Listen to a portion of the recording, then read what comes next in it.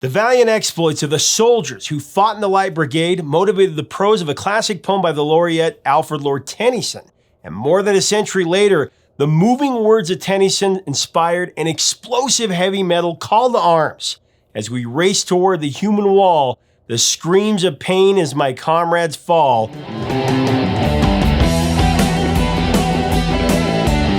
A heavy metal poem is coming up next on Professor of Rock.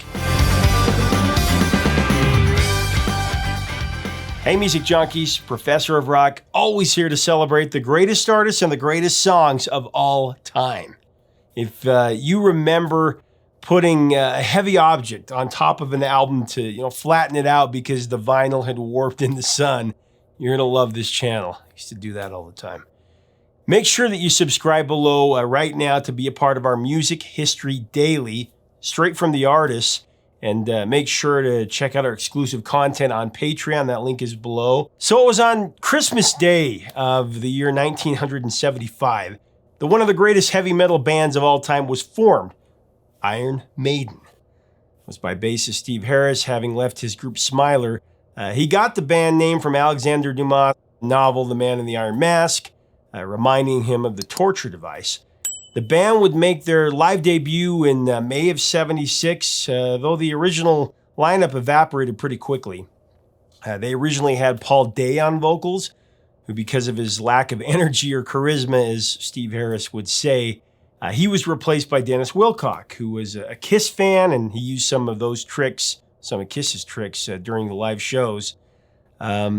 After that, Wilcox's buddy Dave Murray joined, who would end up being the longest member outside of Harris. Maiden actually disbanded for a time before settling in with a solid lineup, which would take some time as members would come and go. Once they had keyboards, and then they got rid of them. Dennis Wilcock eventually left with vocalist Paul Di'Anno coming in, and upon releasing their demo, the Soundhouse tapes, the band started to gain some traction. They actually released their self-titled debut. That was in 1980, and it debuted in the UK charts at number 4, which included grand spectacles like Runnin' Free and Sanctuary. I'm running free, yeah. I'm running free. So give me sanctuary from the Lord. From there, they headlined a tour in the UK, and then they opened for Kiss on their Unmasked tour, appearing later on to much acclaim at the Reading Festival with over 40,000 spectators. And then came their second album, Killers, where they brought in a man who would become their longtime producer, a guy named Martin Birch. Included classics like Twilight Zone, Wrathchild, and the speed metal opus Purgatory.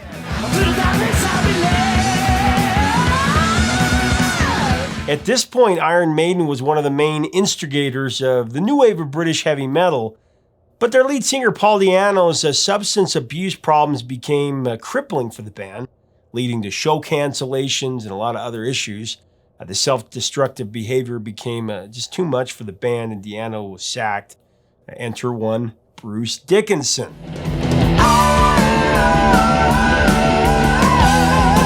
Dickinson auditioned for the band after being with Samson, and he was immediately brought on after playing some shows to introduce fans to their new direction. Iron Maiden at that point released what may be their masterpiece, The Number of the Beast. It became their first #1 album in the UK, and it made major inroads in the US charts. I believe it hit number 33. And during that time, the band faced some legal difficulties with Dickinson's former band, the aforementioned Samson. Their management, actually. And Bruce Dickinson wasn't able to receive writing credits on several of the songs that he was a major contributor to, like Run to the Hills and Children of the Damned and The Prisoner. Run to the hills. We're going to cover a lot of Maiden in the future, and I will do my best to get an interview with the man himself, Bruce Dickinson. But today, I want to focus on a track from Maiden's 4th album. Actually, the first thing I heard as a kid, Peace of Mind. First, a little bit of history to start. As one of the bloodiest wars of the 19th century, the Crimean War claimed the lives of at least 900,000 combatants, almost 1 million. That was more than the 600,000 plus casualties of the Civil War. The most storied clash of that vicious conflict was the Battle of Balaclava in Crimea, Ukraine in 1854. The 600 men that made up the British troops called the Light Brigade followed dubious orders to charge a heavily defended position of the Russian army, knowing full well that they had very little chance of survival.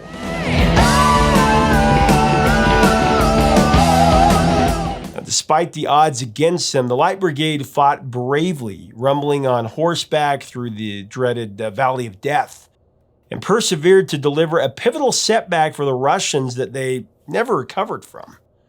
The amazing, improbable victory by the Light Brigade fueled great admiration by one of England's most revered poets, Alfred Lord Tennyson. In 1855, a year after the Battle of Balaclava, Tennyson scribed a poem he titled The Chase of the Light Brigade, conjuring stirring images of the men willing to lose their lives in that historic skirmish.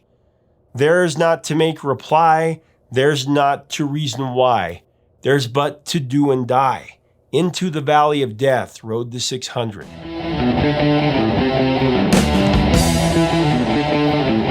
More than a century later, Tennyson's tribute to the Light Brigade made a big impression on the founder of Iron Maiden, Steve Harris.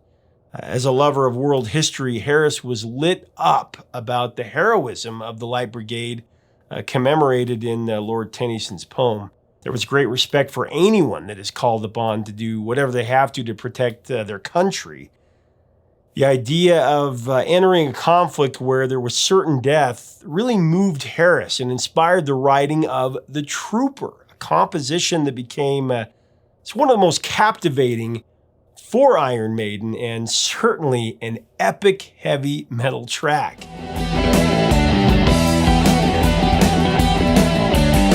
As we further elaborate on this song, I do want to thank our sponsor, Zenni Eyewear. So, I wear Zenni for a lot of reasons. First and foremost, I love that these glasses feel like me.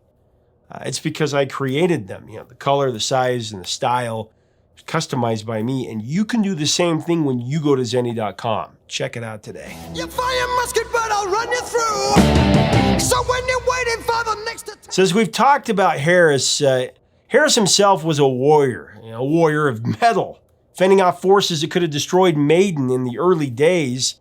The numerous lineup changes and the toxic band members is the only constant since the inception of Iron Maiden 75. He was the stalwart that held one of the greatest metal acts of all time together, especially after all the ups and downs that led to the moment that they released the Trooper from a temporary disbanding in 76, like I said, to having to move on from singer Di'Anno. Poetry has been the impetus for several of Iron Maiden's most iconic songs written by Harris, such as the ambitious 1984 extravaganza Rime of the Ancient Mariner, that's based on the poem by Samuel Taylor Coleridge in 1834.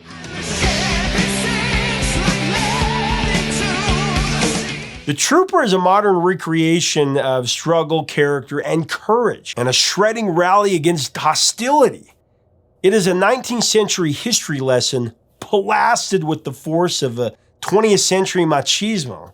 Harris used Tennyson's poetry to channel the spirit of those valiant soldiers who approached the Battle of Balaclava as if they were gonna die, but not without a hell of a fight. We will live to fight another day.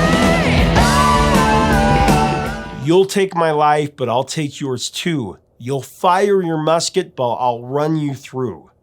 So when you're waiting for the next attack, you better stand. There's no turning back. For the next attack. You better stand, there's no turning back. Bruce Dickinson's interpretation of Harris's lyrics, it's unleashed by a ferocious lead vocal on the Trooper, warning of impending doom for his foe, his brother, and his own demise. The bugle sounds, the charge begins, but on this battlefield, no one wins.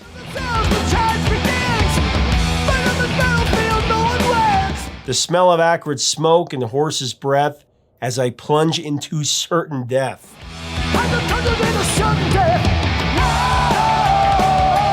Every time I listen to The Trooper, it makes me want to be a better man. There's an elevated level of musicianship where you feel it wasn't just another song to the band. It's more of a tribute to heroism, to honor a caliber of men that you rarely witness. This was the first Maiden album that I heard as a kid. An album bought solely on the recommendation of a friend's older brother. He was bragging about how cool Iron Maiden was and how it was way better than Michael Jackson and Prince, two of my favorite artists at that moment. This was in 1984. And so I was curious because my friend's brother was a metalhead and he was really cool. And he had one of those sleeveless acid wash jean jackets with about 25 pins on it, metal bands like Maiden and Ozzy and Dokken, Crocus and Wasp. I also bought it because of the spine-tingling album cover. Now I have to admit, I had intended to buy The Number of the Beast first, because that's the album that this cool kid said was the greatest album ever. But I'll admit that the album cover of that one scared the crap out of me, so I settled for Peace of Mind as my foray into this band. I remember my parents, we went to the mall, and I had some allowance money burning a hole in my pocket, and I went into Musicland with my dad. I told him that I wanted to get the Jacksons' Victory album. So I went and got both Peace of Mind and the Jacksons' Victory cassettes, but I stuck the Maiden one in while telling the clerk that, I'd changed my mind about the Jacksons' cassette. And as soon as I got out of the store, I stuffed the Maiden album in my back pocket.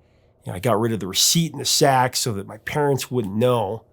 Now, I had to wait to get home to listen to the album in my headphones because I was worried. I had my Walkman with me like I always did, but I was worried my parents would be able to tell what I was listening to. So the second we pulled into our driveway, I hightailed it down to my room. I climbed up on the top bunk of my bunk bed. I shared, with my brother to experience this album in all of its glory.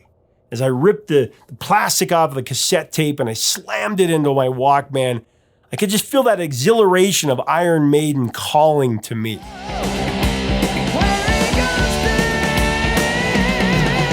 I was lost in time for hours into that night, partaking of every second with a variety of emotions. Sheer curiosity being one, wonder, fear, most of all anxiety, because I thought that my parents would find out that I was listening to this music that was really contraband. I'd heard my parents talk about the devil music at dinner, and when we'd eat dinner together, they'd talk about the PTA meetings that they were having about the stories of heavy metal and Dungeons and Dragons and how it could destroy one's soul. What most of these well-meaning adults didn't realize is that all that did was stoke curiosity within us. And of course, later as adults, we found out that this was the age-old satanic panic of the 80s, all hat, no cattle. These bands were just riding the wave of that fallacy. It wasn't Satan at all. It was the take no prisoners, balls to the wall ferocity of the music. On the Maiden album, Peace of Mind, as I listened in great suspense, it was all there. The wicked opening drums to the album opener where Eagles Dare, which jolted me out of my stupor, grabbing me by the throat. It just never let me go from there.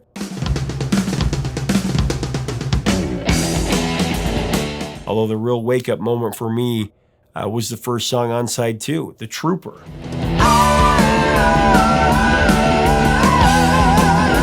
That was the song that made me a Maiden disciple for good. It was Bruce's a cappella scream that put the nail in the coffin. You'll take my life, but I'll take yours too! This song was a revelation. Each band member of Iron Maiden brought their A game to the studio when they performed on the recording of The Trooper. One of the most talented guitar tandems in rock, Dave Murray and Adrian Smith, were absolutely cutthroat on The Trooper. Highlighted by the blistering solo in the song's bridge.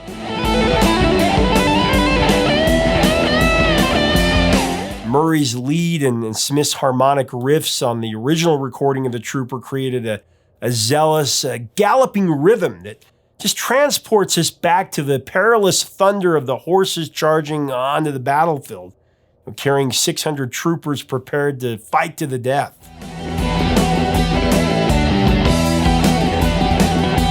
Steve Harris on bass.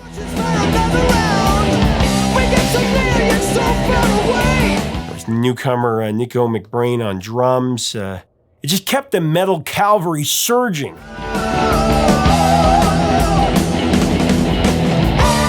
But for me, like I said, it was Bruce Dickinson who brought me to my knees. The deliverer of the war cry, if you will, literally carried the flag for the memory of the troopers who fought in the charge of the Light Brigade. I mean, those sensational harmonies that Maiden put together, it's one in a million.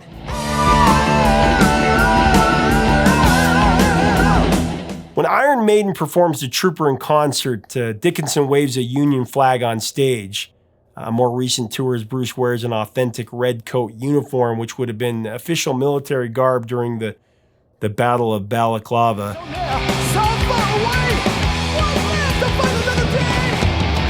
Whenever you see Iron Maiden's mascot Eddie, you know you're about to experience something provocative and electrifying.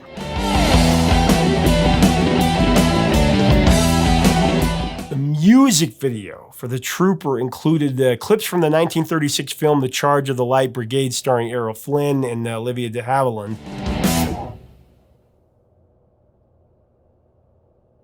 Despite the huge popularity of the track throughout England, the BBC refused to play the unedited version of the video, marking it as too violent.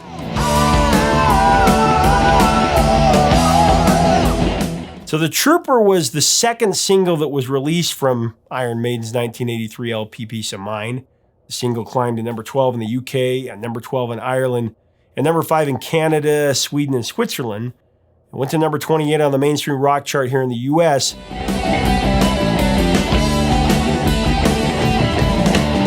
Now, the B-side to the Trooper single was, if you remember, Iron Maiden's innovative reworking of Jethro Tull's Cross-Eyed Mary. Cross-eyed Mary, finds it hard to get along. Cross-eyed Mary, I goes jumping and The Trooper has also been included in the Guitar Hero 2, Carmageddon 2, Guitar Hero Smash Hits, and Rock Band video games. The song is mentioned in the novel World War Z by Max Brooks, and it's used in the opening theme for the documentary series Metal Evolution as well. This is my journey into the evolution of heavy metal. Metal Evolution. The band members of Iron Maiden love to put a few back, as they say, so when they were presented the business opportunity to develop their own brand of brew in 2013, I believe it was, they were very interested. Iron Maiden named the flavor of the beer Trooper L, not only after the signature song, but also the term the band affectionately calls their diehard fan base, the Trooper, or Troopers.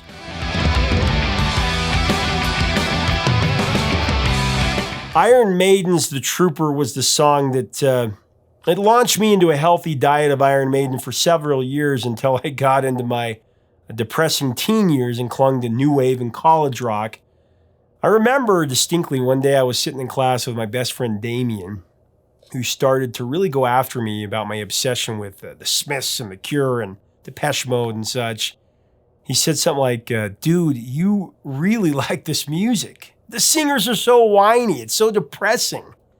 And of course I was defending it, saying, no, dude, their voices are really speaking to my soul. And remember, he just rolled his eyes and he said with a smile, dude, the only voice anyone needs is Bruce Dickinson's.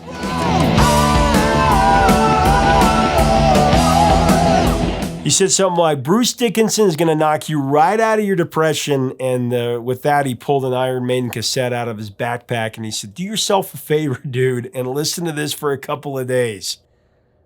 I actually ended up going home and listening to Maiden for a couple of hours, and it actually worked.